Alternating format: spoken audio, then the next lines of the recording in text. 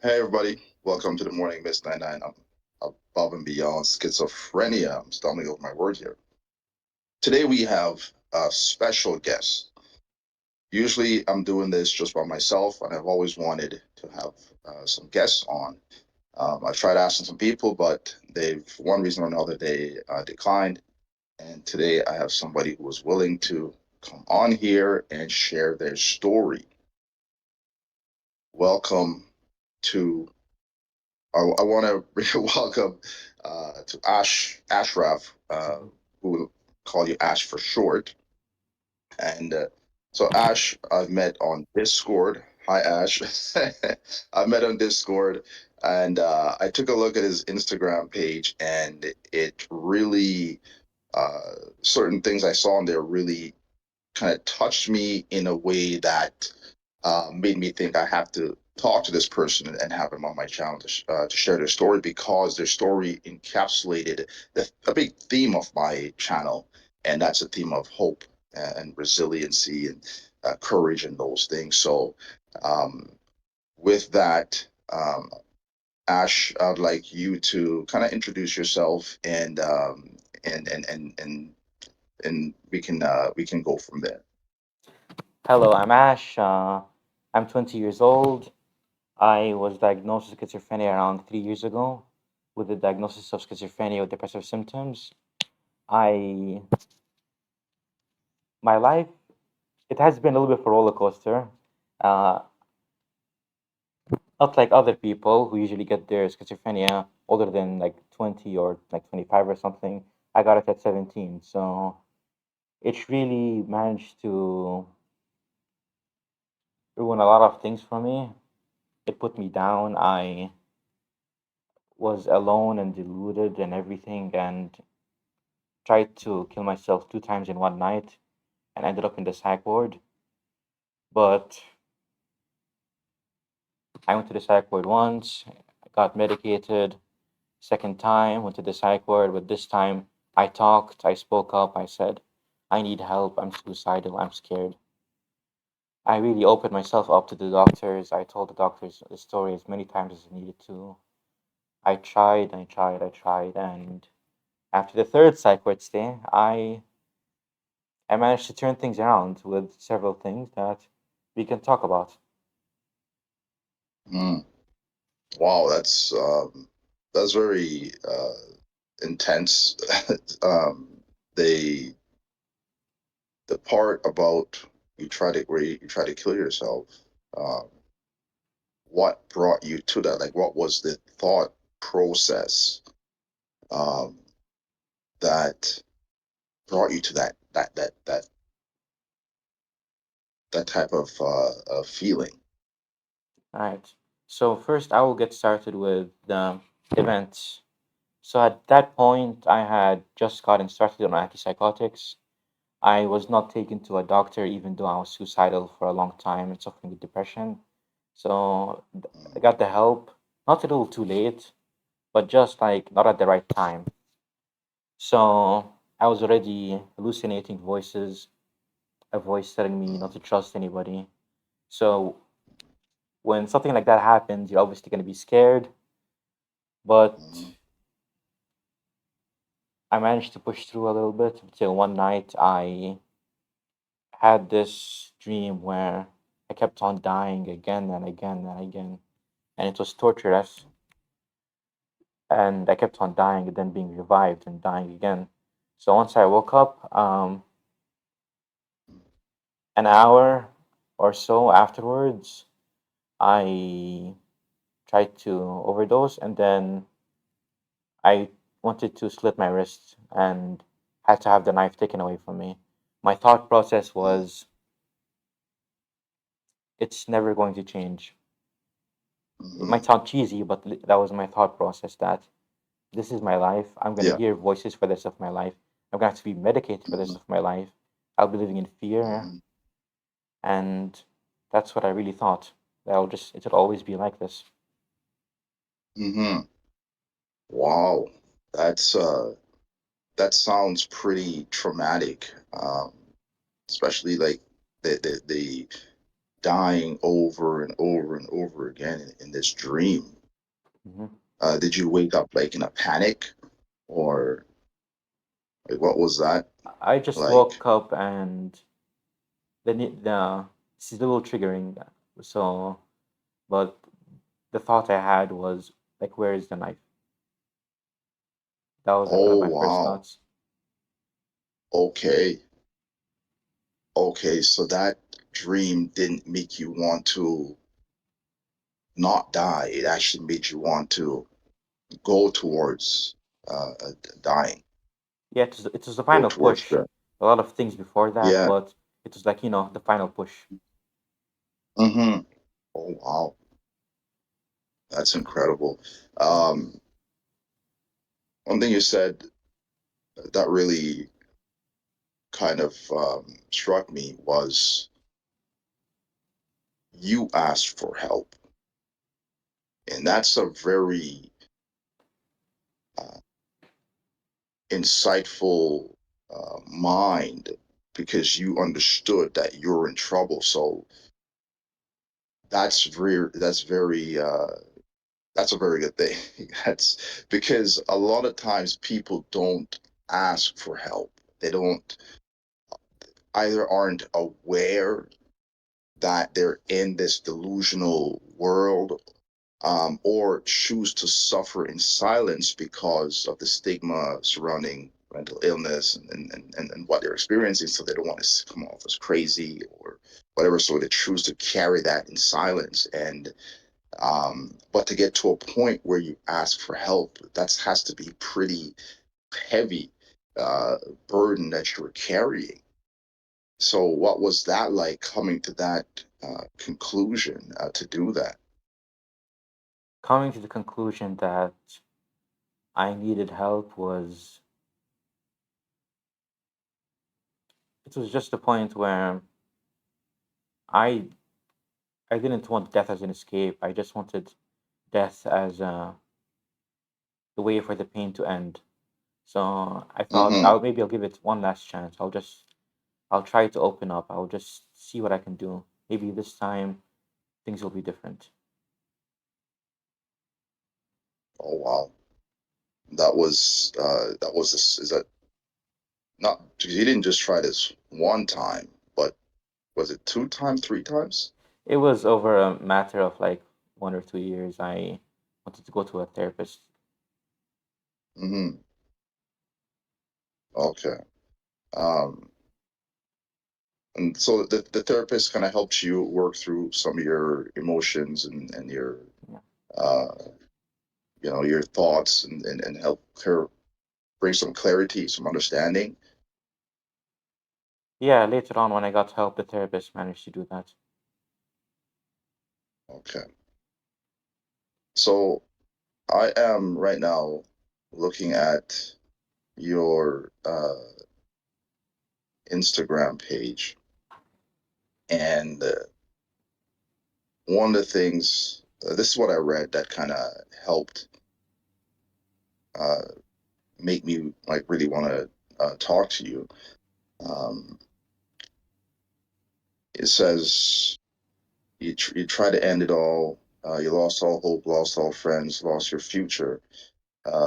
Stuck in hallucinations, intrusive thoughts, and mental agony for 2 to 3 years at the worst. That sounds very. I mean, I know from experience how heavy that is, and says this is what it is. One day, you stood up and turned around step by step. It's hard, but the happiness that comes is better than anything. And he said, "You can do this." To everyone, make sure your friend is doing all right. That's a really good um, kind of encouragement to put there at the end, because sometimes we do have, it's somebody's family, somebody's friend uh, is suffering with. So it's good to encourage that and that we check on our loved ones. So you stood up. What does that mean? I stood up, so this is after the third psych ward stay, and I had lost pretty much most of my friends at this point. I was Mm, too dark, I guess. It would be like, "Hey mm-hmm. Ash, how are you?" Oh, the voices told me to do X, Y, and Z, which is very bad. Hmm. So after a certain point, people left, and I tried one last time to hurt myself and just finish it. But after that, I just no more. I can't. I can't keep on doing this to myself. It's if any of the last four times were an indicator, then maybe it's Hmm. not the way. So Yeah. what I really did was I just found it in my heart to just make a vow and tell myself I won't hurt myself. I'll try to love myself, and that I can turn it around step by step. Every small win, I am to just make one small win a day, and that was the start. Wow. That's very it's very insightful and a courageous conclusion to come to. Um, yeah, that's much much respect and to Thank you. you for that because it's not a thing that everybody can come to, and so it's that's good, and it shows that mental fortitude, that resilience, even though you're suffering with that, to still choose to fight back. Um, that's really really good. So, and how old were you when you uh, I got your was diagnosis? I was 17. Now I'm 20. 17 or 20. Okay. Um, that's 17. You're 20. You're still young. You're Yeah. like you still have your life ahead of you. You're 17. That's a time where you know you want to get out there. You're stepping into adulthood, and so that must have been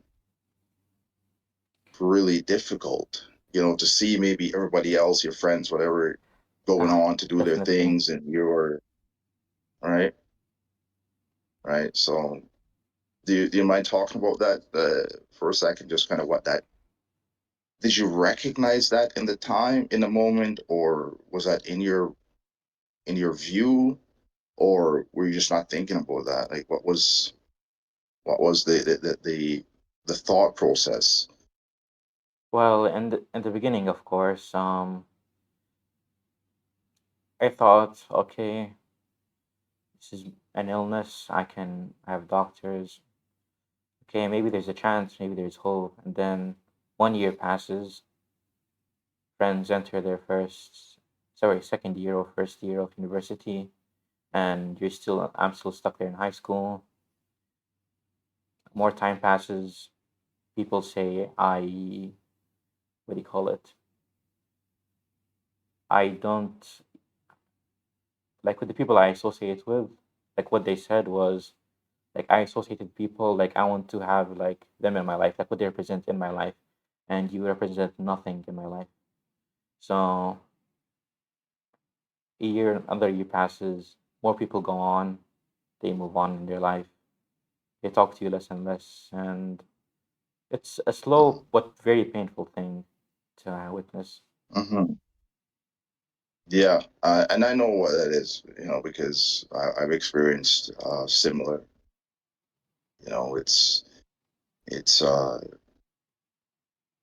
you learn to adapt, though, right? Yeah, Because you have to. um, what is that? Has that been like? Because you felt that loneliness. You went through that season of loneliness and just kind of wanting someone to, like a friend, right, that you can talk mhm. to spend some time with. Did you experience that? And what was that like? How did you get through that? If you experienced that. Well, with friends, I had what do you call it? One or two friends left. One living with me in the country, another one in New Zealand in university, and Mm, those two friends were good. They stuck with me, this, and having them really made a big difference. Yeah, I would imagine. I know having nobody is pretty, it's a heavy thing, you know. So to have people who stick around and, still show that support, that's invaluable, and that really shows that they are true friends, real friends that you can lean on. So um, I can definitely uh, appreciate that, and so that's good. Um, Yeah. or I you guys are still. Sorry, go ahead, go ahead, go ahead. no, just wanted to say that if this experience has taught me anything, it's that people show you their true colors when you're at your lowest. It will show who is Mm-hmm. there for you, who really wants to stick with you, and make sure you can get through this hard time. Right. So that's pretty much it. We all need support and support family, friends, uh, healthcare teams. Yes. That's always invaluable. And then what's that like for you? The healthcare uh, aspect of it. And with the healthcare, I went to like in all my different psych ward stays, I went through the three different ones, and one has been public, so it was not in the best quality. However, the doctors they try. You can still see that they try their best. So seeing somebody who you just basically met still want to try their best to help you when you're in that Mm, state, like it can give you a sense of trust, and that's something we need, mm-hmm. especially with how scary things Yeah. seem. We need a little bit of trust, and Yes. they never let me down with the trust. Mm-hmm. And I've That's had good. one really good therapist who, once you find a good therapist you click with, you Mm-hmm. things progress much faster because you're much more Mm-hmm. willing to do things. You're much more willing to open Yes. up and talk about things you need to talk about. So you have to make sure you get good healthcare with you and take your meds, go to the doctor, go to the therapist, and make sure to take care of yourself. Mm. Yes. 100%. That's really a big key in this struggle in order to progress is to work with your healthcare teams. And one thing you said there that really also struck me was to be willing, right? Mhm. And it's very, it makes the difference. Having a willingness to take those steps forward, it makes the big difference, right? Because nobody can do it for you. Nobody can fight the battle for you. Nobody can uh, talk to the doctor, to tell the doctor what's going on, and to heed the instructions of the doctors um, or your therapist. To tell them what thoughts and emotions you're having, so that they can give you the tools to work through those difficult thoughts and emotions. So it's that willingness uh, is really key. Right? Yes, I 100% agree with you because it's the matter of taking like the first step, and they can't know how to Hmm. fix a problem if they don't know what it is. So once you take the first step, I believe they can help you little by little to take all the other steps in your journey to becoming better. Yes, 100%. I can certainly um, agree.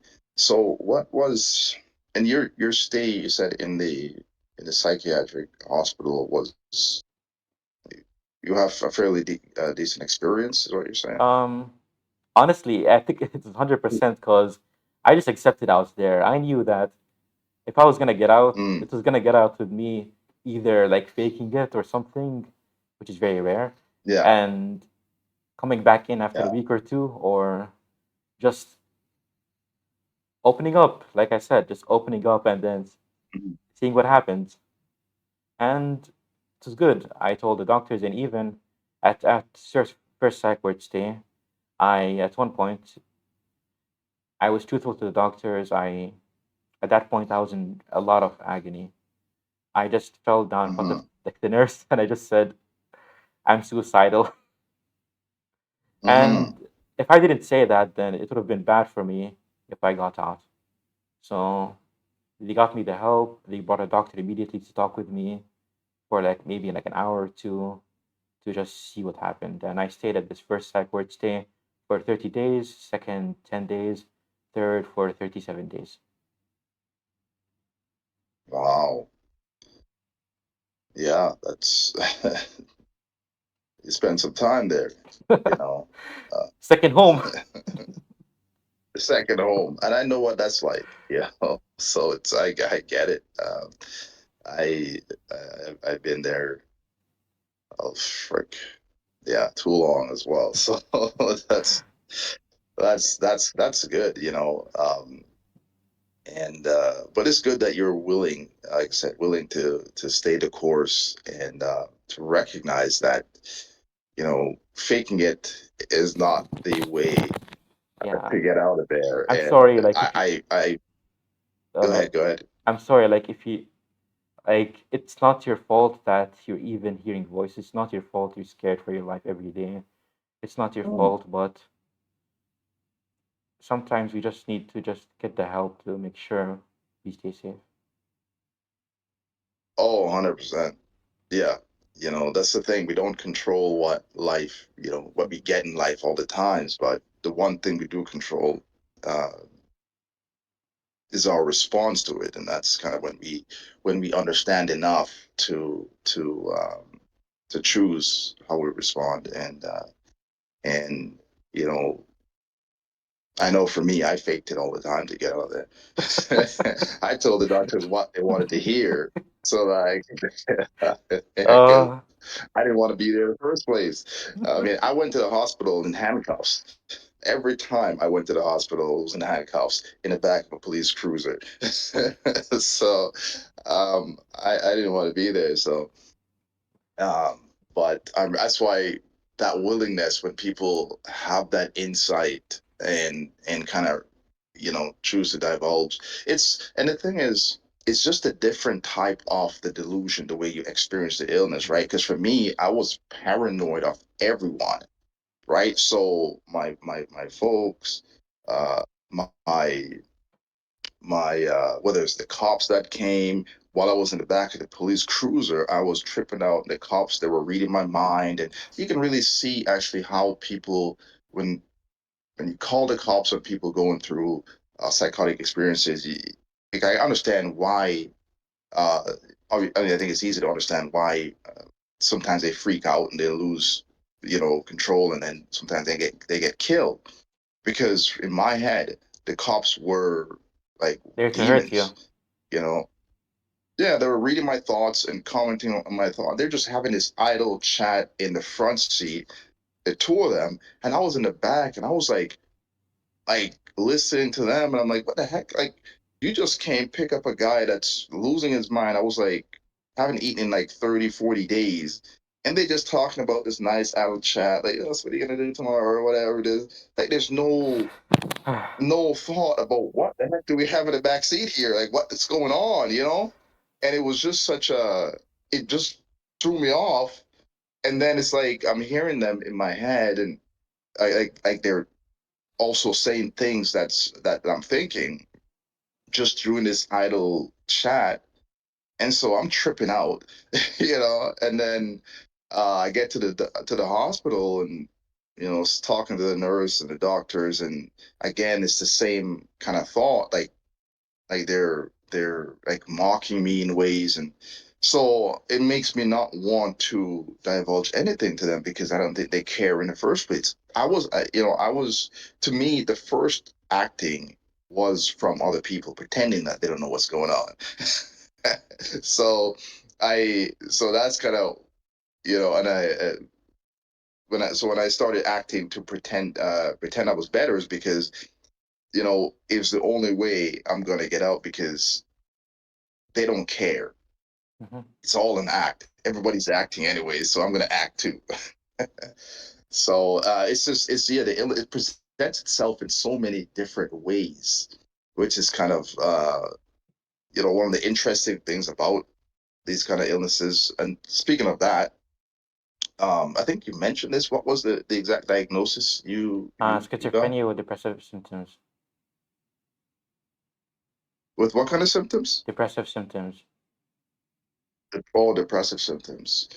Okay, so is that like a bipolar kind of thing?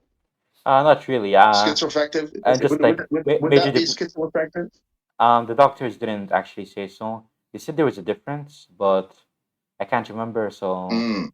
yeah, but So it it's just was, depressive. yeah, just major depressive. Oh, okay, I see. Because as opposed to the highs and lows, it's just Yeah, the lows, kind just of. the lows. It's this. Okay, yeah, just the lows. Just the lows. There's no mountains, just valleys. Yeah, right. That's rough. So, and how do you? And I know, we got through the rough part first, and so now we can kind of move past it. I know that was difficult, for you to talk about. It's I made a video actually. It was my last video where I think it's called Schizophrenia and Madness or something like that. And in it, I was talking about my experience, kind of losing myself, and in that moment, it was like I was reliving it. Like I was there in a sense, and it was emotional, um, for me, because when you go through something traumatic, um, it's difficult to really talk about it sometimes, and you can't help but step back into some of that energy of that moment, and so I kind of I understand, how that can be a bit difficult. So I'm glad we kind of got that got that out of the way, and I want to um, know, like, where are you today? Because you look like you're doing well. You're smiling. You're having a like is it a transformation, from that dark place, to where you are today. And um, again, that really touches me, and I find that that's what I think, uh, everybody wants to find, is that transformation. And I read that on your page, and I see that, on your post on Instagram. And so, what does that mean for you today? All right. So I'll just go to the before quickly, and then we'll go to now. All right. So Mm-hmm. in the before, I would be having just delusions of reference. I would be like, Mm-hmm. I would think things are connected to me. Like, for example, I'd be listening to a song, and then I would think, oh, I'm going to die because this song said so, or like they're watching me Mm-hmm. from this direction, or if I go to this place, this is gonna happen, and that's all happening, and I'm having delusions that Mm-hmm. somebody is gonna hurt me, and then having delusions somebody's watching me, and then I'm just some moments I just sit down in my bed and just wait for it to be over. I just give up internally and just have the voices telling me to hurt myself, not trust anybody and everything. And then now I'm very happy to say that most of the voices are gone. Most of the delusional thinking is gone. Actually, I think all of it is gone. I, what do you call it? I'm studying A levels now. I'm aiming to be a psychologist. I, what do you call it? I exercise. I sometimes we have issues with, what do you call it, like taking care of ourselves and whatnot, but like everything's good on that side. And even when I have hard days where I don't want to get out of bed, I I just feel like I'm going backwards. I just take a breath, Mm-hmm. let myself. This is what really helped me. I let myself feel my emotions. I try to understand where they're coming from. Like, see, okay, I'm feeling this because of this, and just try to connect with myself Mm-hmm. to understand why I'm sad. But then I get back up Mm-hmm. and keep going. Mm-hmm. No, that's very very good. Uh, you've learned how to deal with your difficult emotions by acknowledging it. You said, Yeah, you kind have of to acknowledging it, and you have to just let yourself feel your emotions, because there's this whole thing about, oh, like, people shouldn't show their emotions, it's a sign of weakness. But I think you should mhm, be true to yourself, and even especially with yourself, yeah, you have to let yourself feel it. right, right. That's yeah, no, that's good. Because the more you keep things bottled up, then it, you know that's where that pressure builds up, and over time there tends to be an explosion because you can't keep the lid on it anymore. So it's good to kind of let that out, Yeah, and yeah, come to a nice steady state, and you can, and you said you get up and you kind of move forward yeah, from that moment. Well, an hour oh, or two that's good. Is that simple? of just An hour or two. laying there, um, Mm-hmm. listening to comforting sounds, and just Mm-hmm. being there for me, because you have to like feel comfortable with your own company. And I've learned to Yeah, let go of the self yeah. hatred from, what do you call Mm-hmm. it, every like hour or so, just telling myself, um, you're a horrible person, so on and so forth. You know the Yeah. deal. You know the Uh, deal. yeah, yeah. To getting better. Yeah, that's yeah, no, that's good. That's you know, a way that I found to deal with the loneliness that I was experiencing actually, is to, you know, because a lot of people experience loneliness, and to be able to be okay with your own company and say, you know what, it's enough, right? I'm good being my own company, right? And to uh, extract the benefits of, and that's the difference between being alone and being lonely, right? To kind of Mhm. turn that lonely feeling to just being alone, and extract the benefits from that.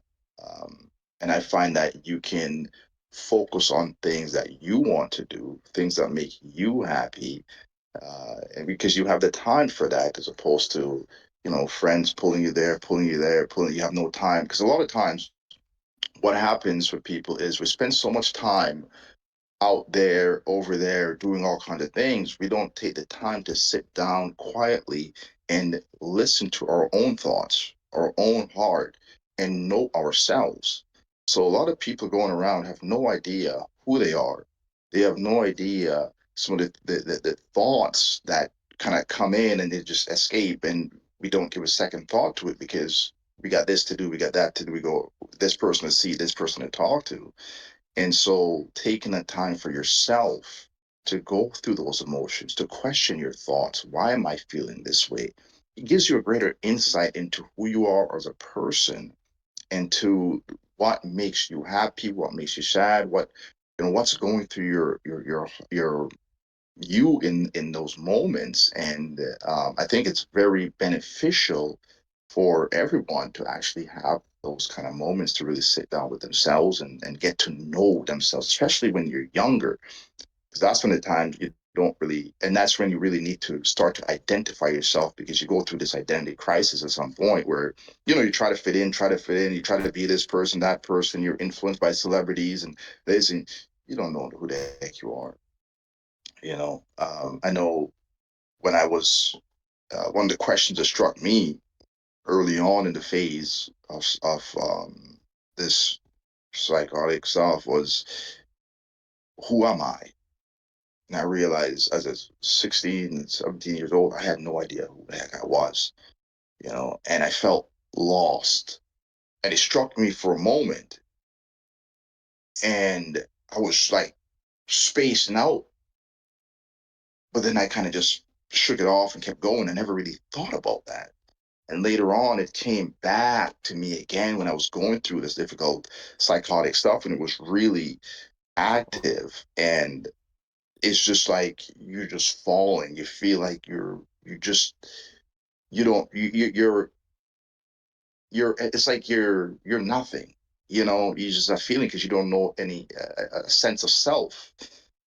So when you said that, that really helps to have that sense of self, to see what makes you hurt, and what makes you happy, and so I think that's really really appropriate way to deal with that. So yeah, it's very difficult. Just the wide range of uh, experiences we can have, and even when they're similar, this is they're just um, they can be so different at the same time.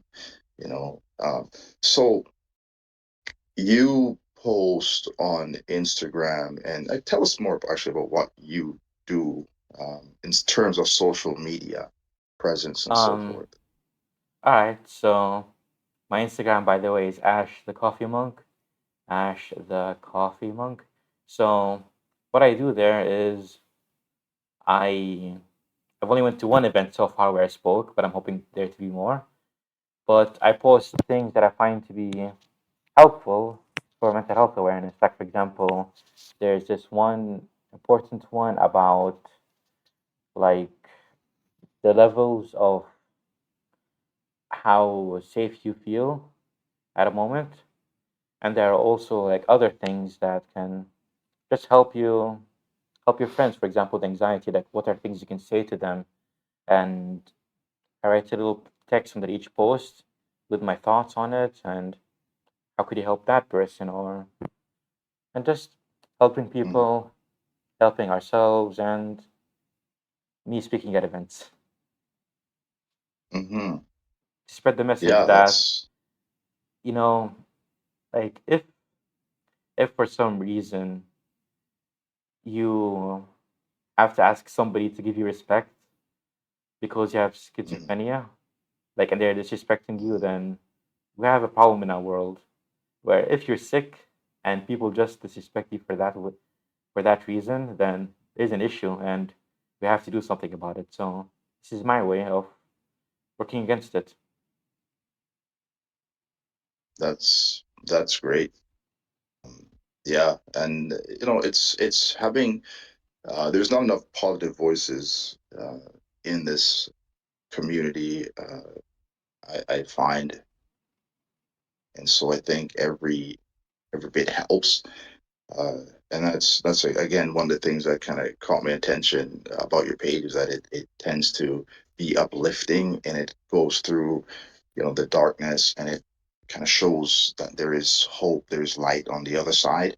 And I thought that was more what we need of, is because I usually scroll through maybe Reddit or Instagram or whatever it is, and because mental illnesses cause so much suffering, it tends to be easy to just kind of express that aspect of it, and I get that, because a lot of times you feel hopeless, and we don't all reach the light at the same rate, so the same time. So I I can understand that, but at the same time, I think we need to have more voices that actually reflect the light at the end of the tunnel, and that there is, even while you're in the darkness, you may not be at the end, but there's still, something to be thankful for. There's still hope in those moments. Absolutely. And so I yeah, so that's kind of what I thought about your page there, your Instagram. And it's good because that's what's going to get you out of the dark moments, right? It's hope. It's having hope, a reason to continue to go on, right? Yeah, So, absolutely. And it's at those darkest moments where it's the most difficult to find hope. mhm, But once you find mhm, it, it can absolutely just change your worldview of everything going on. mhm. So it can give you the push to just turn around and go a different way. Yes, 100%. And you say you do speaking events, and how does one get in contact with you if they need to or want someone to speak for them at certain events? What do you call it? Via my Instagram, Ash the Coffee Mm, Monk, no spaces, no underscores or whatever, just Ash the Coffee Monk. You can just contact me there. right. No, that's. Then how do you like that? Find speaking engagements, and do you do you bring? I would assume you bring a similar kind of message of hope, and share your Yeah. story and The first place where I spoke, it was at with Insights Therapy in what do you call it? In Bahrain, where the message was to how I landed here, how I got here. mm, So hmm. yeah, similar themes. That's good. That's good. Okay. Is there anything else you would like to add to this conversation? I think I might just go ahead. Is It's there is there yes, sorry, I didn't get that. yeah, sorry. What's It's that things might be horrible for you right now, or they are horrible, and every day is misery. You can't go outside. You don't know who to trust. You're feeling things. You are feeling things that are hurting you. You are seeing things, hearing things, and you're scared right now. But I assure you that if you can just find help, the fear is gonna go away because you don't deserve to live in fear. You deserve to you deserve to just live life without having the fear of somebody going to hurt you or so and so. You don't deserve this. You deserve better. Yes, the fear is incredible, and even so, we are stronger than it. I firmly believe that we are stronger than all the emotions and perceptions and that comes to capture our minds. And I think if we can focus on our courage, on our confidence, on the things that lead us more away from the darkness of those negative emotions, then uh, we can push forward and get the help we need, and see a different side of the equation that the dark the darkness tries to keep us from seeing. And I think that's a very uh, good way to put it to to you can get the help you need, and the fear will go away.